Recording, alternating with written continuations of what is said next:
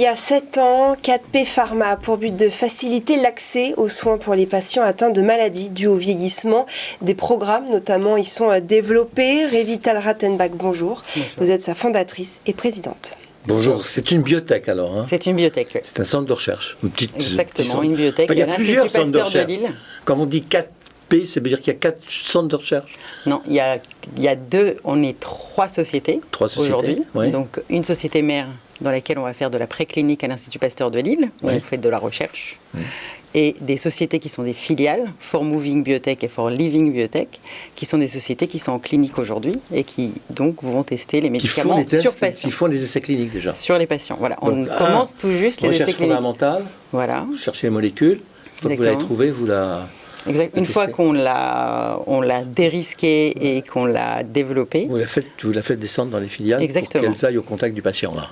Sous votre contrôle. Exactement. C'est ça. Oui. Et en collaboration avec les pharma, avec une grande pharma. Et ça ressort en pharmacie alors, au bout de combien d'années? Encore 3-4 ans peut-être pour les premières. Vous n'êtes pas encore sorti en pharmacie? Non, on n'est pas encore sorti en pharmacie. Mais vous avez plusieurs pépites en préparation. Exactement. Qui cible quelle maladie alors, dans le vieillissement? Alors on a l'arthrose d'abord, qui est For Moving Biotech. Donc un traitement pour les patients. Donc, ces trucs dans les genoux, dans les doigts, qui induit beaucoup de douleur. Qui ne peut plus jouer de guitare ni de piano. On ne peut plus marcher. Voilà. Bon, arthrose. Et l'autre, c'est maladie respiratoire. Et la preuve de concept, on va la faire sur des patients en réanimation Covid-19. Ah oui. Voilà. Il y en a moins maintenant. Hein. Il y en a moins, mais il y en a toujours. Il y a encore des patients, il y a encore un besoin médical qui est très important parce qu'on n'a pas de traitement curatif malgré les vaccins. Ouais. Quand on dit maladie vieillissement, on pense tout de suite à Alzheimer, à maladie neurogénétique. Tout à fait. On a aussi quelques développements en préclinique aujourd'hui qui sont pour les maladies type sclérose latérale amyotrophique, Alzheimer, la dégénérescence maculaire liée à l'âge. Voilà. Donc on a tout ça qui est dans notre pipeline et qu'on est en train de développer. En France. En France, à l'Institut Pasteur de Lille. Il faut faire attention. Ce qui est très important, vous restiez chez nous. Et surtout, ce qui est très important, c'est qu'on travaille avec les académiques, les médecins, les scientifiques français qui viennent justement des universités, des hôpitaux français. Toutes les biotech n'ont pas fait ça. Non. Il y en a certaines qui ont cédé aux sirènes. On est vraiment des fédérateurs de l'académique avec l'industriel. Vous vivez de quoi et comment alors? Vous êtes au sein d'une académie, d'un laboratoire public ou... Non, on est une société privée. Donc on va chercher des fonds, on va se financer grâce à des business angels, des fonds d'investissement. Une mutuelle du Nord, par exemple, qui nous a fait confiance très rapidement en 2015. Donc on se finance en faisant des levées de fonds. Voilà. Et c'est de l'investissement pour eux, c'est de l'investissement à long terme. Tout à fait, parce que pour la biotech, pour développer, et encore nous on fait des repositionnements.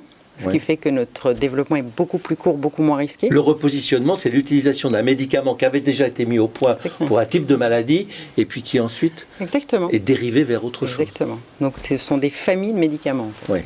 Donc on économise une partie du temps de recherche. Tout à fait, parce qu'en fait on a des médicaments qui sont sûrs, donc non toxiques, puisqu'ils sont déjà sur le marché. Pour des patients, pour d'autres maladies. Ça occupe combien de personnes tout ça? On est 14 personnes. Des chercheurs pour la plupart? Des chercheurs pour la plupart, oui. On a quelques communicants, des business développeurs, mais on a surtout... C'est des biologistes? Biologistes, des gens qui ont fait une thèse en biologie, des médecins qui sont avec nous, qui nous aident à comprendre bien la problématique patient. Et vous avez fondé ce petit groupe-là, toute seule? Presque toute seule, avec beaucoup de gens autour de moi qui m'ont aidé à construire tout ça. Voilà.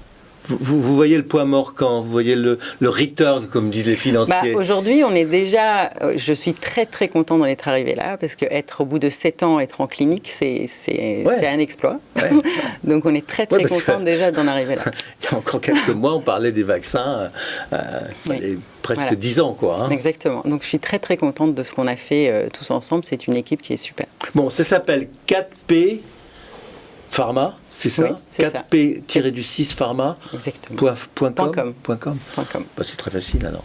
Merci. Voilà. Merci Revital Rattenbach, présidente et fondatrice de 4P Pharma. Merci beaucoup. Et c'est la fin d'Enjeux et Priorités. On se retrouve très vite sur Bismart.